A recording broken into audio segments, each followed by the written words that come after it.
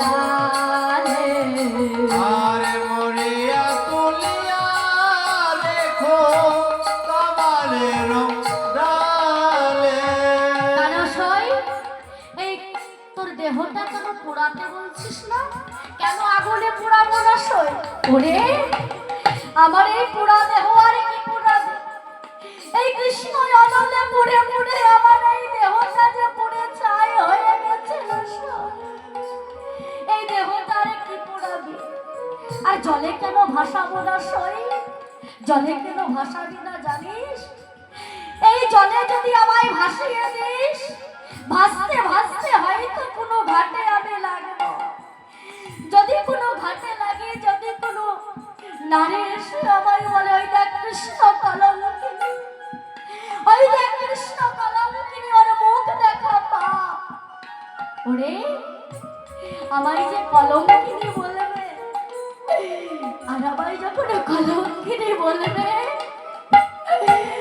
আমায় যখন কৃষ্ণ কলঙ্কিনী বলবে সই, আমার গোবিন্দের যে আঘাত পাবে, গোবিন্দের মনে যে বড় আঘাত পাবে রে সই। হরি বল। তাই আমার এই দেহটা জলে ভাসাবে না, কোথায় রাখবি? তমাল গাছে। কেন সই? তমাল গাছে কেন রাখবো? আমি যে তমালে বড় ভালোবাসি রে সই। তমাল কালোই আমার কৃষ্ণ কালো, কৃষ্ণ কালো, তাই তো আমি তমালে বড় ভালোবাসি। ভালোবাসি। এই তমাল গাছে আমায় রেখে দিবি, কিন্তু সই এই তমাল গাছে যদি তোকে রেখে দিই সই, তোর এই দেহটা যে এই কৃষ্ণ অনুরাগের দেহটা যে তোকে কাগে ঠুকরে ঠুকরে খাবে। ওরে সই যখন আমায় এই তমাল গাছে রেখে দিবি, আমি সেই পক্ষীকে বলবো, সেই কাককে বলবো ওরে সই, সেই কাককে বলবো রে কাক সর সর সর্বয়ঙ্গ খেয়র কাক নাড়াতেও বাকে। আর সর্বয়ঙ্গ খেয়রে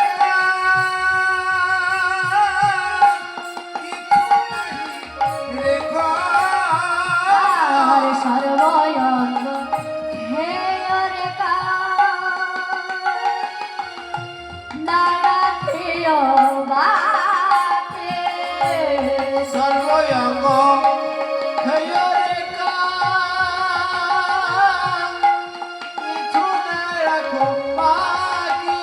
ওই কৃষ্ণ দর্শনের লাগি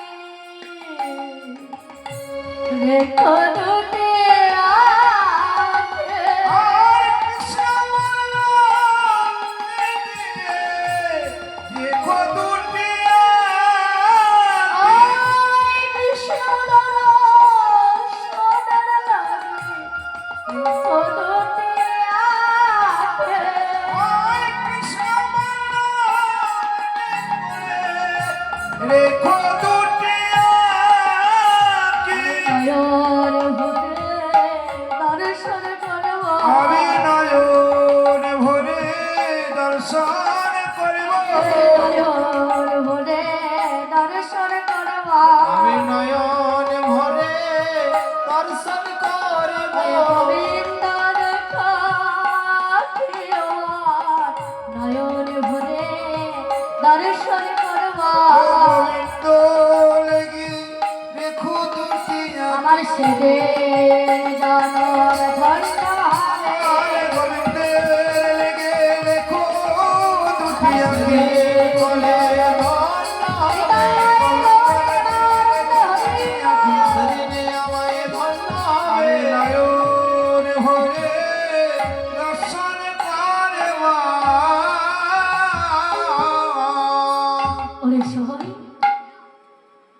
সর্বঙ্গ খেয়ে রে কাক নানা খেয়েও বলবো ওরে কাক ওই কৃষ্ণ দর্শনের লাগি যেন আমার আখি দুটো রেখে দিস, আমার নয়ন দুটো যেন রেখে দিস।